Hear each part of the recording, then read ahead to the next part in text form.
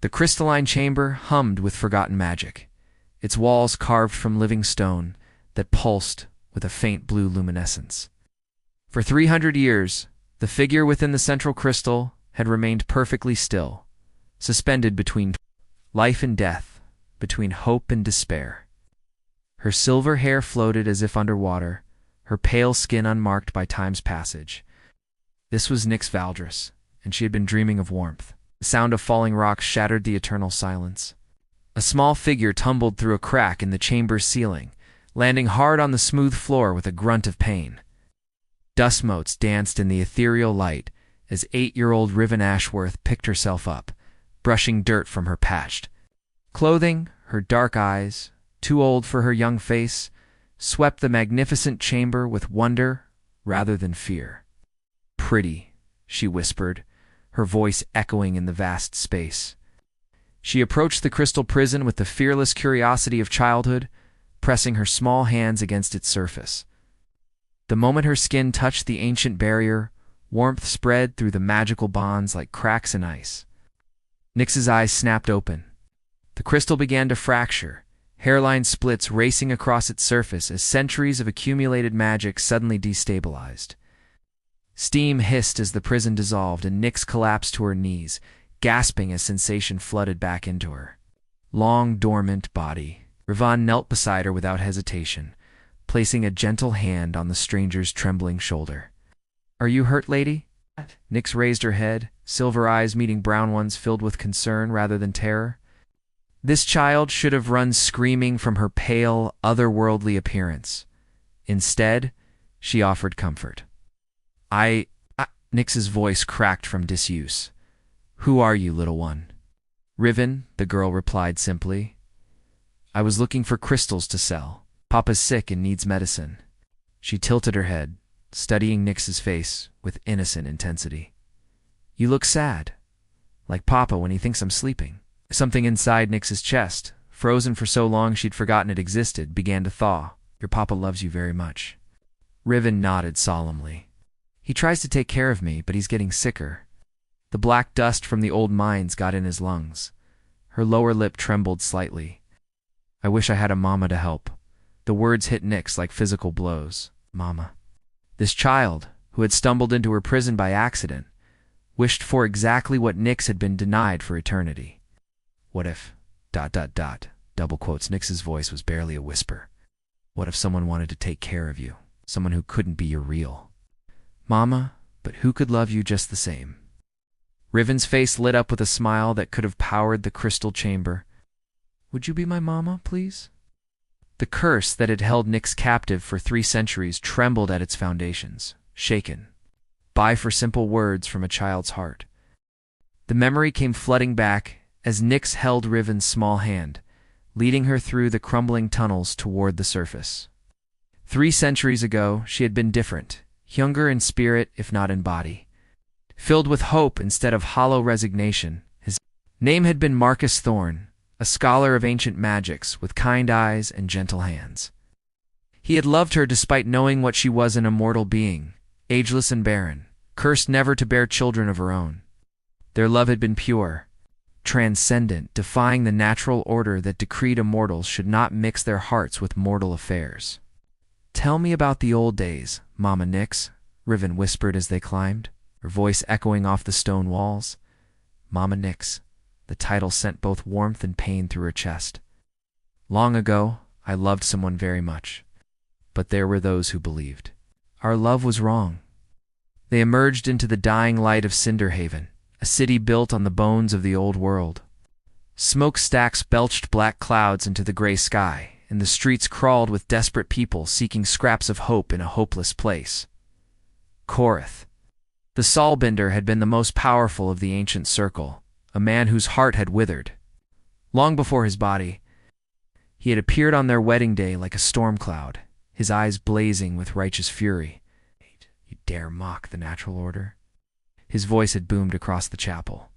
"An immortal who cannot create life, binding herself to a mortal who will wither and die. This perversion ends now."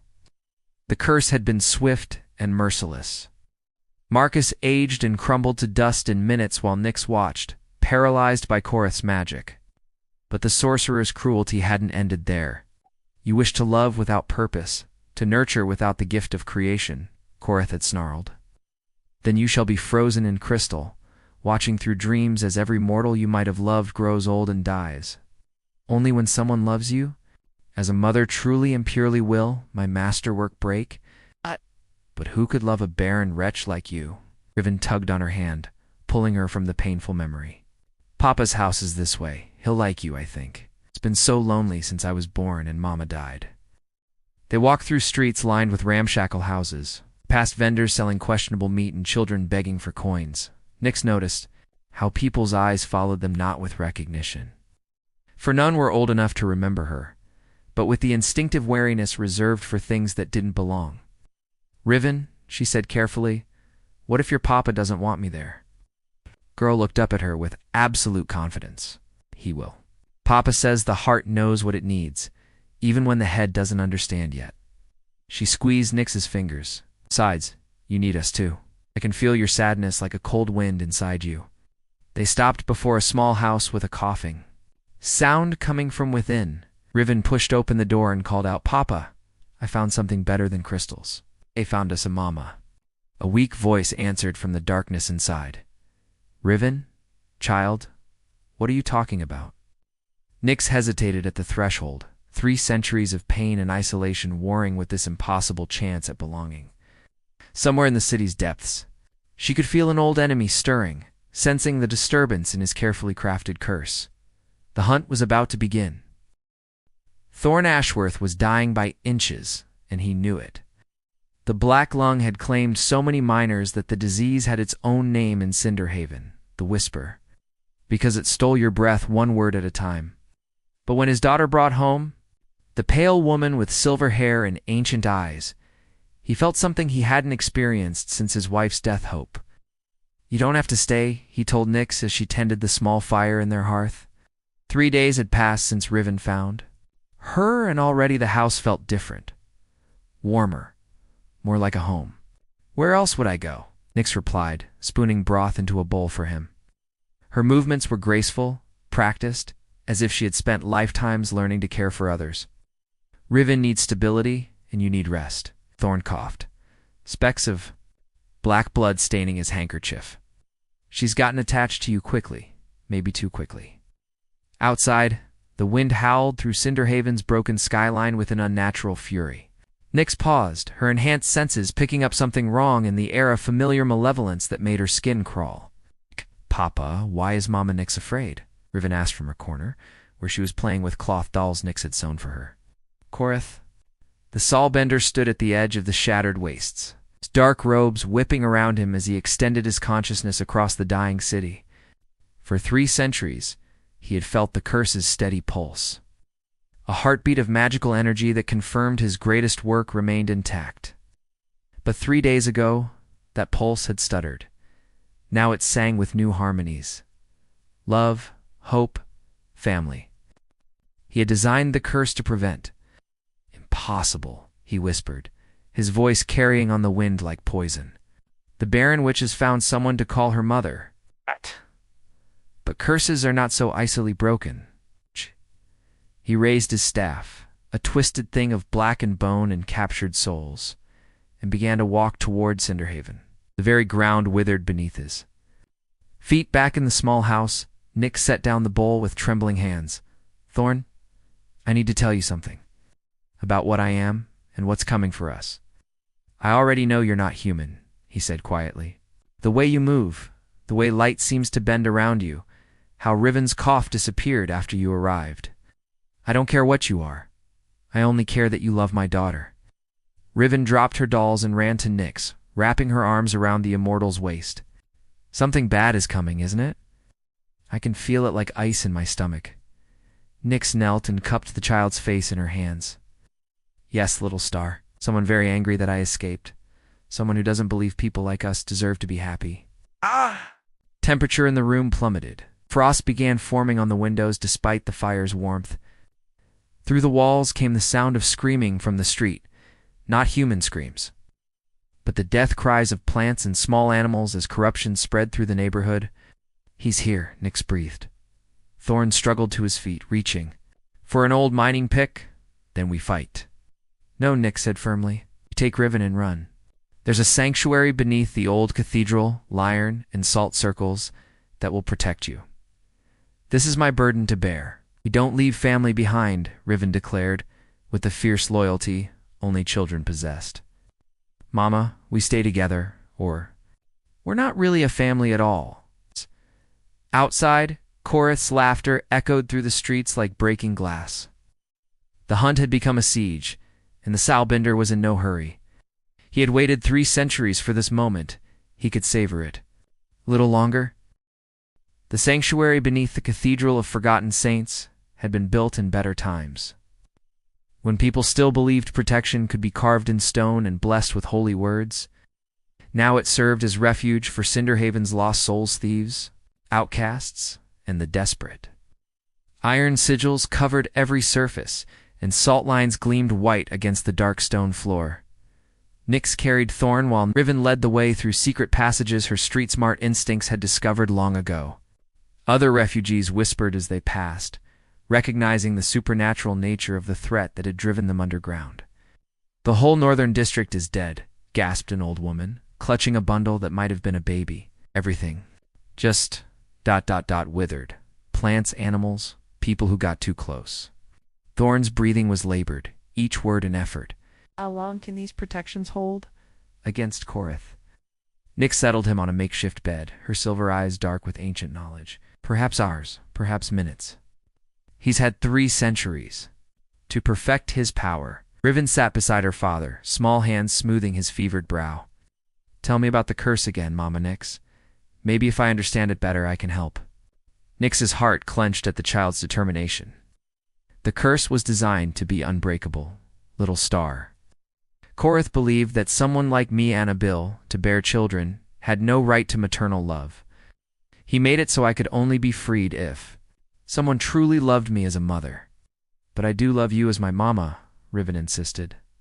So why hasn't it broken completely? Before Nyx could answer, the temperature plummeted again. The iron sigils began to smoke and blacken. Through the stone walls came Koreth's voice, amplified by dark magic. Come out, barren witch. Face me, and I might let the mortals live. The other refugees pressed deeper into the sanctuary's corners, terror etched on their faces. Nyx stood, her immortal nature asserting itself as power flowed through her limbs. Stay with your father, she told Riven. But the child grabbed her hand. The curse isn't really about being barren, is it? Riven's young voice carried startling wisdom. It's about sacrifice. Real mothers sacrifice for their children. It's what breaks the curse. Nyx stared down at this impossible child who understood truths that had eluded her for centuries. Riven, you have to choose, the girl continued, tears streaming down her cheeks. Your immortality or our family, your power or our love. What is really making you choose? The iron barriers began to crack. Through the fissures, Koreth's shadow seeped like smoke, carrying the stench of centuries-old malice. Thorn struggled to sit up, his miner's instincts recognizing the sound of structural failure. The sanctuary won't hold much longer. Ow. Nyx knelt before Riven, taking the child's hands in hers. If I give up my immortality, I become mortal. I could grow old, get sick, die just like everyone else. But you'd be free, Riven whispered. And you'd really be my mama. It's forever, even if forever isn't as long as it used to be. The barrier shattered. Koreth emerged from shadow and frost, his bone staff gleaming with captured souls. His face was a map of cruelties spanning millennia, eyes like winter stars in their absolute coldness. 3 centuries, he said, his voice echoing with power. 3 centuries you've slept, and this is what wakes you? A dying man and his whelp? Nyx stepped forward, placing herself between the sorcerer and her chosen family. I choose them, Koreth. I choose mortality, love, the pain of loss, and the joy of belonging. I choose to be their mother for whatever time we have. The curse responded to her words like a living thing, writhing around her invisible coils of silver light. Korith's face twisted with rage. "Then you choose death." But as his power struck her, Nyx smiled, because for the first time in 3 centuries, she was exactly where she belonged. The curse shattered like crystal in a furnace. Silver light exploded through the sanctuary as 3 centuries of accumulated magic broke free from Korith's control. Nyx screamed not in pain, but in liberation as immortal power flowed out of her and into the earth itself. The dying plants throughout Cinderhaven began to bloom. The poisoned air cleared. The very stones of the cathedral above them rang like bells with purified energy. Korith staggered backward, his bone staff cracking in his hands. Impossible. You cannot simply choose to break free. She didn't choose to break free, Riven said. Stepping forward with the fearless courage of youth, her small hand found Nyx's trembling fingers. She chose to break the curse. There's a difference. The child's touch completed the transformation. Where silver light had blazed around Nyx, now gentle warmth flowed. Her otherworldly pallor softened to human tones.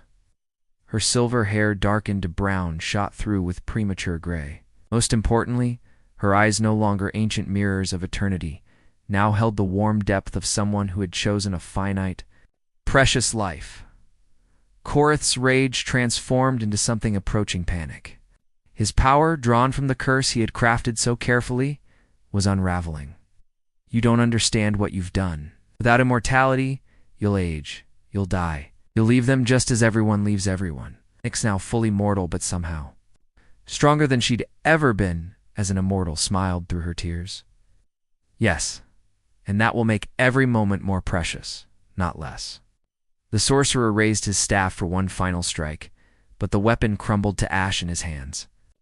300 years of borrowed power dissipated like morning mist, leaving him as he truly was, a bitter old man whose fear of love had consumed his humanity long ago. "This isn't over," he whispered, already fading as his magic abandoned him.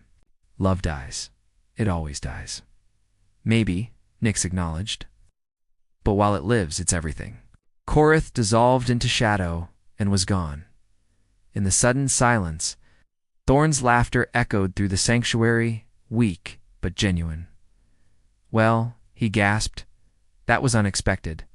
How do you feel?" Nyx flexed her hands, marveling at how different everything felt through mortal senses. Colors seemed richer, sounds more complex. Even the stale air of the sanctuary carried dozens of distinct scents. "Alive," she said wonderingly. "Completely, terrifyingly alive." Riven threw her arms around both adults, her joy infectious enough to make the other refugees smile despite their recent terror. "So what happens now? Do we go home?" "We go home," Nyx confirmed, lifting the child into her arms. The weight felt different now, not a burden she could carry indefinitely with supernatural strength, a precious responsibility that required all her human determination. 6 months later, they sat in their small house, larger now, expanded. With rooms for the growing family they'd somehow become. Thorn's cough had faded with the curse's breaking, as if the magical corruption in the air had been what was killing him all along. Worked as a supervisor now, his mining experience. Valuable, but no longer literally toxic. Riven practiced her letters at the table, her tongue poking out in concentration. 3 other children refugees they'd taken and played quietly in the corner.